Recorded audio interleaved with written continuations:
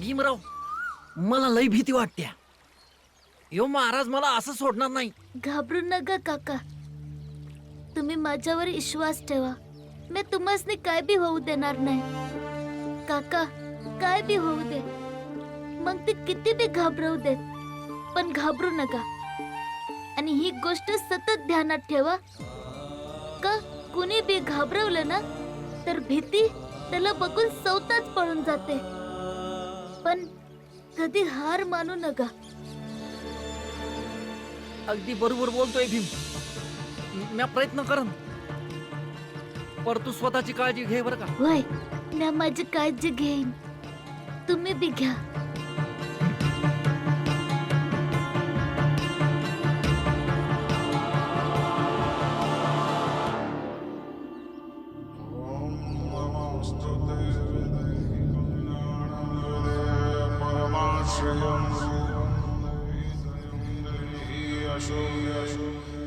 महाराज, मंगेशचा भाऊ महेश.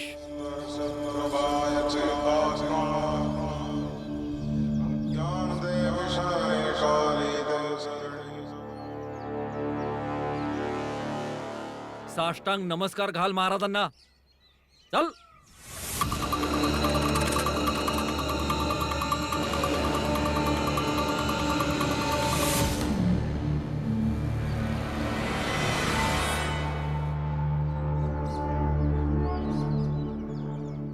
तुम्ही आमासनी कशापायी बोलवलंय? असं ऐकलंय तुझ्यात आणि तुझ्या भावामध्ये जमिनी संदर्भात भांडण आहे. वय आहेत, पर ती जमीन म्या घेऊनच राहणार. धर्माच्या नावावर ती जमीन आपल्या ताब्यात घेण्याचा किती बी प्रयत्न करा महाराज. महेश, अरे महाराजांसमोर उभा आहेस, जरा विचार करून बोल. विचार करूनच बोलतोय म्या. मला काय माहित नाही वय. आधी तुम्ही मंगेशला समजवलं, मग त्या जमिनीतून कलश काढून त्याला घाबरवायचा प्रयत्न केला. पर त्या भीमरावानं तुमच्या योजनेवर पाणी फेकलं हो. आणि आता तुम्ही मला बोलवताय. हो का? तुला आमच्याबद्दल बरीच माहिती आहे. पुरी कुंडली माहिती हाय. तर आता तुझी कुंडली ऐक. 4 वर्षांआधी गावच्या मंदिराच्या मूर्तीचा सोन्याचा डोळा तू चोरला होतास. चोर ठरवला गेला मंदिरातला पुजारी. 3.5 वर्षांआधी ईश्वराच्या मूर्त्यांची तस्करी तू करत होतास आणि आजपर्यंत तो चोर सापडलेला नाही. आता 2 वर्षांआधी तू स्वतःच्या सख्या मेहुण्याला मारून फेकून दिलंस. गावकऱ्यांना असं वाटलं की एखाद्या जंगली प्राण्याने त्याला खाऊन टाकलं. आणि आता इंग्रज सरकारच्या मालाच्या गाडीतल्या चोरीमध्ये तुझा हात आहे. आम्हाला सगळं काही माहिती आहे. आम्ही सगळं काही सिद्धही करू शकतो. सगळे पुरावे आहेत आमच्याकडे.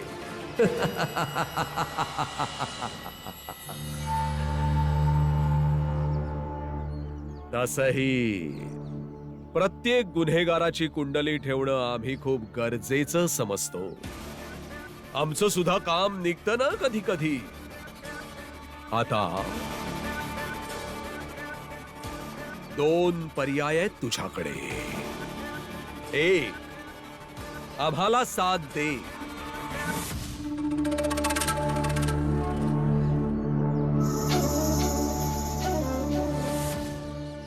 घे, हे घे, चरणामृत आहे. घे, स्वतः पी आणि स्वतःच्या कुटुंबालाही दे. आमच्या भक्तीचा स्वीकार कर. तू आणि तुझं संपूर्ण कुटुंब आमचे भक्त होतील आणि मग सगळं काही ठीक होईल. आणि दुसरा पर्याय, आमच्या बोलण्याकडे दुर्लक्ष कर आणि वाट बघ की कधी पोलीस तुझ्या दरवाजावर येतात ते आणि तुला पकडून घेऊन जातात ते. बाकी निर्णय तुझाच असेल.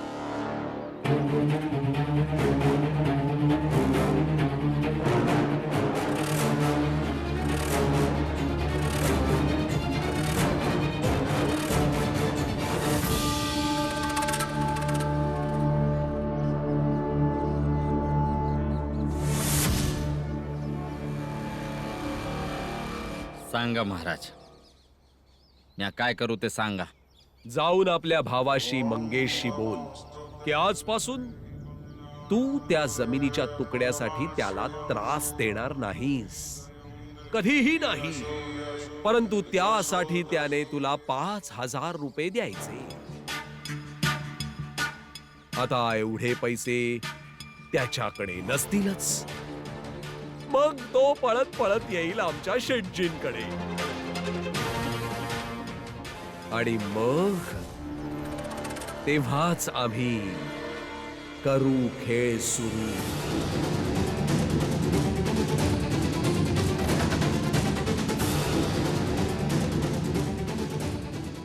ठीक आहे महाराज, जसं तुमची इच्छा.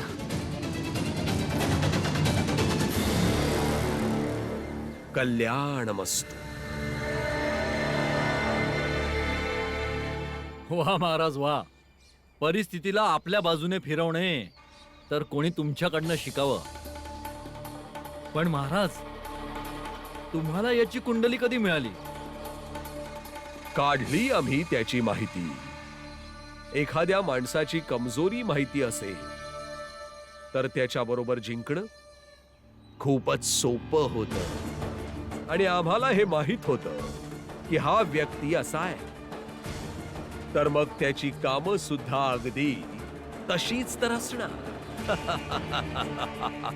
तुम्ही धन्य आहात महाराज, धन्य आहात.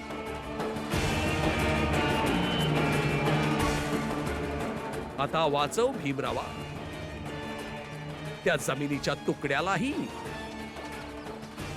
आणि चहावाल्या मंगेशलाही.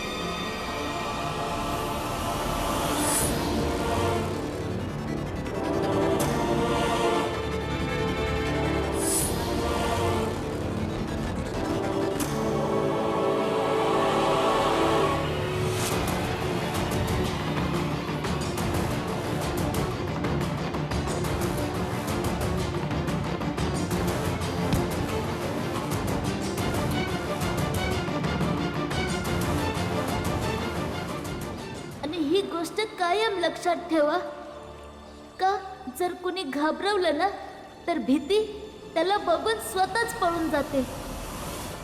दादा, तुम्ही मला भीती दाखवाय आले का? म्या भेणार नाही. तुम्हाला जे करायचं ते करा. कारण का जो भिला नाही तर भीती बी त्याला बघून पळून जाते. मी तुला भीती दाखवत नाही.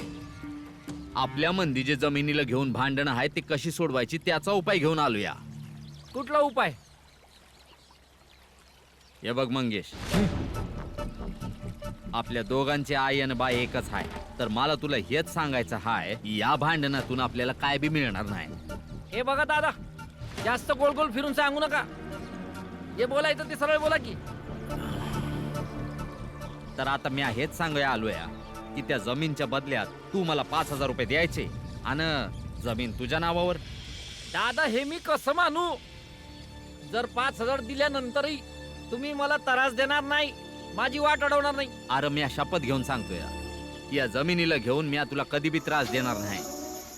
वय पण जर तू माझं ऐकलं नाहीस तर मग समजून जातो. दम देताय काय? अरे येड्या, ह्याला दम देणं थोडी म्हणतात. मी आता तुला मार्ग दाखवतोय की दोन भावंडांमध्ये शांतता कशी येईल त्याचा. हे बघा दादा, पहिली गोष्ट, माझ्याकडे 5,000 रुपये नाहीये. आणि दुसरी गोष्ट, आणि माझ्याकडे जर 5,000 असते तर बी मी दिले नसते. असं मग आता दम कशाला म्हणतात ते ऐक. जर उद्या सकाळपर्यंत तू मला 5,000 रुपये नाही दिलेस तर घरात तुझी बायको हाय, पोरं हाय, त्यांना उचलू आम्ही. अरे जमीन तर जाईलच, पर बायको आणि पोरग बी. आणि होय, आता रडत रडत त्या भीमरावाकडे जाऊ नकस, कारण जर तू ही गोष्ट भीमरावाला सांगितलीस तर विश्वास ठेव, आज नाही तर उद्या तुझ्या बायकोनं पोराला संपवून टाकेन. बस बस दादा बस, लय बोललात तुम्ही. आता आपल्या दोघांमध्ये कुटुंबाला आणायची गरज नाही. दम द्यायचा नाही. म्या भेणार नाही कोणाला. वरड, अजून वरड. आणि जेव्हा वरडून वरडून थकशील नव, तर ह्या गोष्टीचा विचार कर की त्या भीमरावाच्या नादाला लागून आपल्या बायकोनं पोराला गमावून बसशील. आणि वय, जे पण विचार करशील ते उद्या सकाळपर्यंत. समजलास? चला रे. जे करायचंय ते करा. येत नाही मी तुम्हाला. नाही भेट तुम्हाला.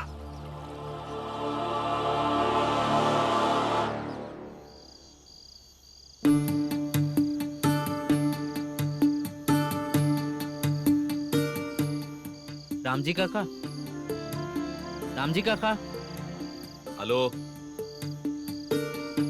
हे पैशाचा हिशोब झालाय, तुम्ही एकदा बघून घेता का?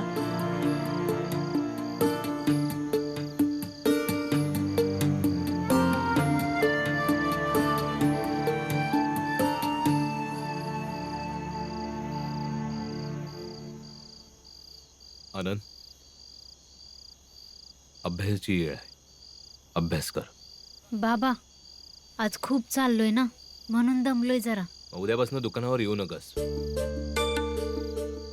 बोलला होतास ना कामासंग मी अभ्यास बी करेन म्हणून.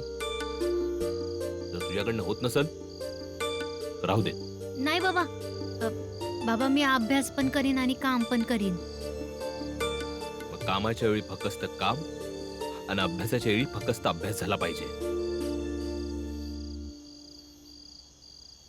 ठीक आहे बाबा, मी पुढच्या वेळेला ध्यानात ठेवीन. अहो रामजी काका, कशाला तुम्ही त्रास घेताय? हे लोक शिकून कुठे व्हॉइसरॉय बनणार आहेत?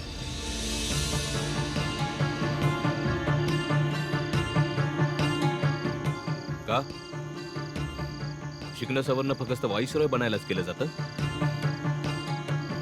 अभ्यासात समजा पहिलं ध्येय पाहिजे चांगला आणि हुशार माणूस बनणं. त्यामुळं पुन्हा माझ्या पोरांच्या अभ्यासाबद्दल बोलू नका काही.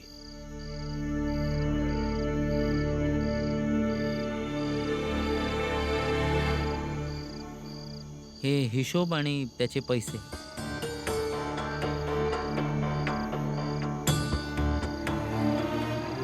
होय, बघून घ्या ना. जास्त शिकलेलो तर नाही आहोत, म्हणून आम्ही वाईट आहे.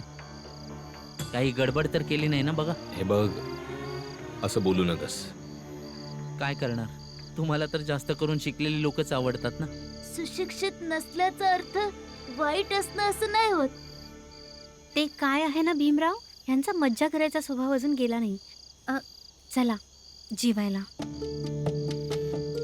तुम्ही समजे बी चला जेवून घेऊया. चला या. तो बाळा कुठं राहिला अजून? बाळा दादा, बाळा दादा, बाळा दादा, बाळा दादा, तू कुठे आहेस? कदाचित घराच्या मागे असतील. बाळा दादा पाठी पण नाही आहे. बाळा दादा कुठे बी गेला तरी या येळेपर्यंत घरला येत होता.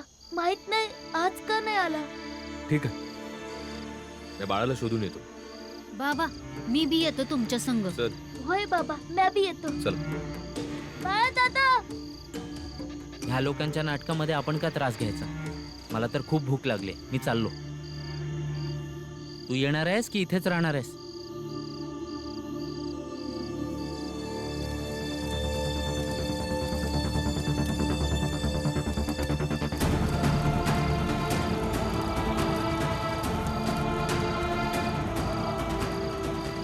की त्या जमीनच्या बदल्यात तू मला 5,000 रुपये द्यायचे आणि जमीन तुझ्या नावावर.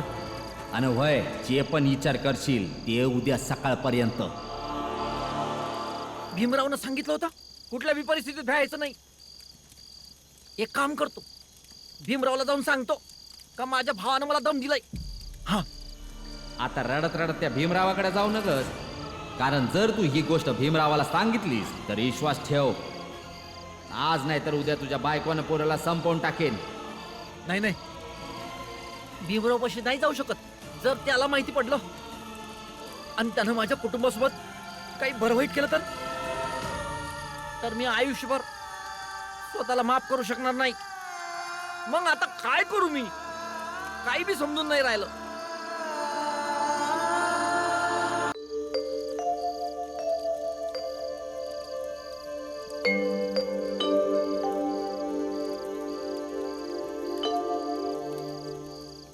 अगदी मूर्खच आहे तो बाळा, पण एकदम बैलबुद्धीच आहे. मला तर कळतच नाही की तो कधी काय करत असतो.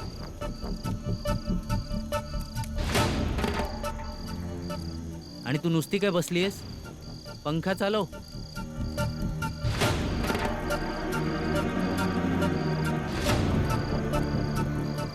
आणि बाळा जसा आहे तसा आहे. आणि हा आनंद पण मोठा भाऊ असून भीमरावाचा चमचा बनून फिरतो. आणि भीमराव शिक्षणाच्या मागे एवढा वेडा झालाय जसं की शिकून मोठा व्हॉइसरॉय बनणार आहे. तुम्ही का उगाच त्या लोकांच्या मागे लागलात? तुला तर जास्तच काळजी लागली ह्या लोकांची का?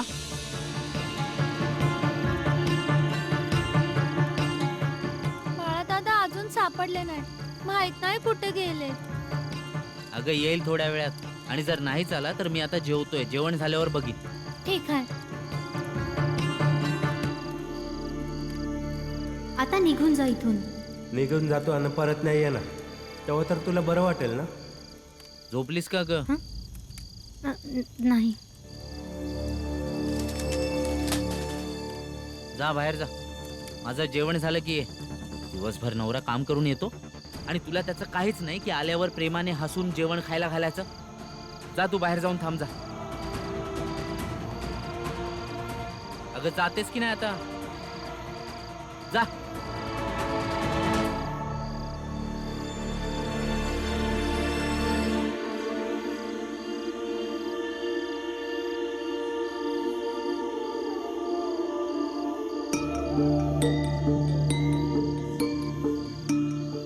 हा बाळा एवढ्या रात्री कुठे गेला असेल?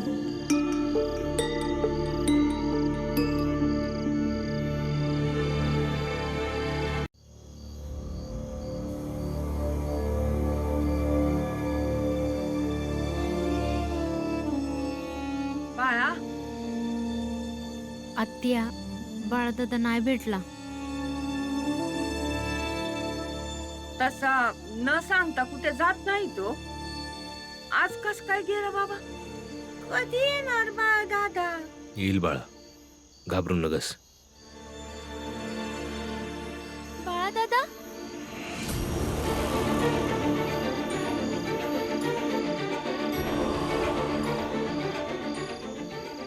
बाळदादा,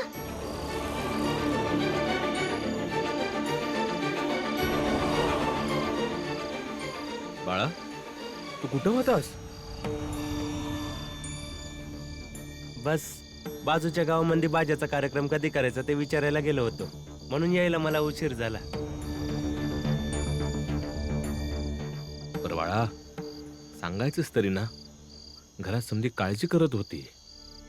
उद्यापासून सांगून जाईन हा बाबा. चल बाळदादा, जेवायला जाऊया.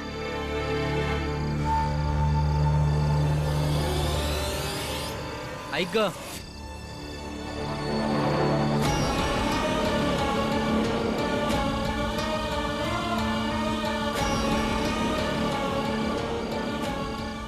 इकडे ये,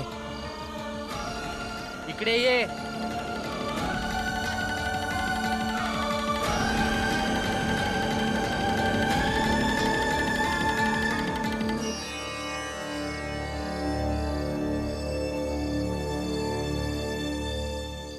कुठून येतेस तू?